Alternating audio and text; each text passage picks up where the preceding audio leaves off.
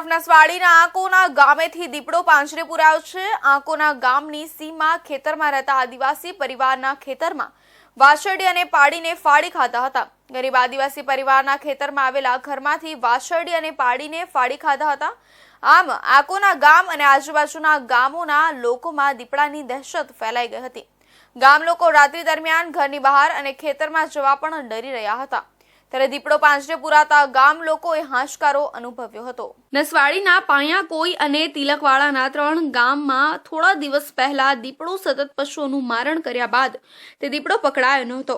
આખરે દીપડો નસવાડીથી ફક્ત 2 કિલોમીટરના અંતરે આવેલા આકોનાની સીમમાં રાત્રિના 2 પશુઓનું મારણ કરતા ખેડૂતો ફફડી ઉઠ્યા હતા। પહેલીવાર દીપડો નસવાડી નજીક આવતા તત્કાલ તેને પકડવા માંગ ઉઠી હતી। હાલ એક બાજુ કપાસની સિઝન શરૂ થઈ છે।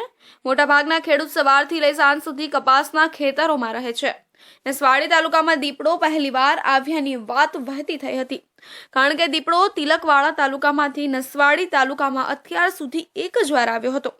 એ પણ એક પશુને ઈજાગ્રસ્ત કર્યા બાદ દીપડો આવ્યો નથી। નસવાડીની હદ વિસ્તારમાં આવતી મેણ અને અશ્વિન નદી આમ 2 નદી પસાર કર્યા બાદ દીપડો નસવાડી તાલુકામાં આવી શકે તેમ છે।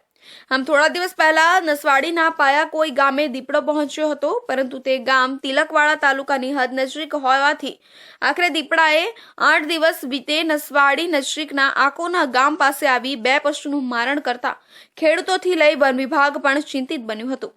આમ આકોના ગામની સીમમાં ખેતરમાં રહેતા આદિવાસી પરિવારના ખેતરમાં વાછરડી અને પાડીને ફાડી ખાતા હતા।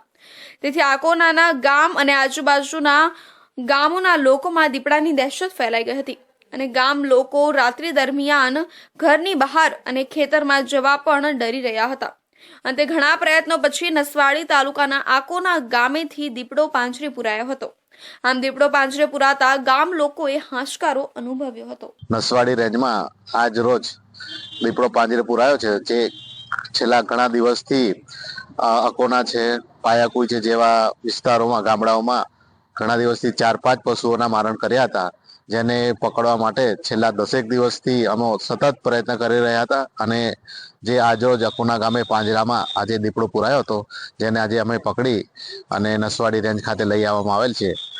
અને હવે એને મહેરબાન નાયબ રક્ષકની સૂચના મુજબ એને સાંજે રાત્રે રિલીઝ કરવામાં આવશે। એને જ્યાં ખોરાક પાણી મળી રહે એવી જગ્યાએ એને રિલીઝ કરવામાં આવશે। ગામમાં પણ દીપડો છેલ્લા કેટલાક દિવસથી દેખાતા લોકો ભય હેઠળ જીવી રહ્યા હતા, ત્યારે દીપડો પાંજરે પુરાતા ગ્રામજનોને રાહત થઈ છે। રાત્રિના દીપડો દિવસની જેમ જોઈ શકે છે।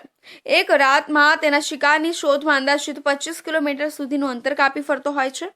દીપડો પેટ પર ખાધું હોય તો 5 થી 8 દિવસ શિકાર કરે છે અને નાના પશુઓ પર દીપડો હુમલો કરતો હોવાથી ખેડૂતો નાના પશુઓને અજવાળા અને ઘરમાં બાંધવાની સૂચના વન વિભાગે આપી છે।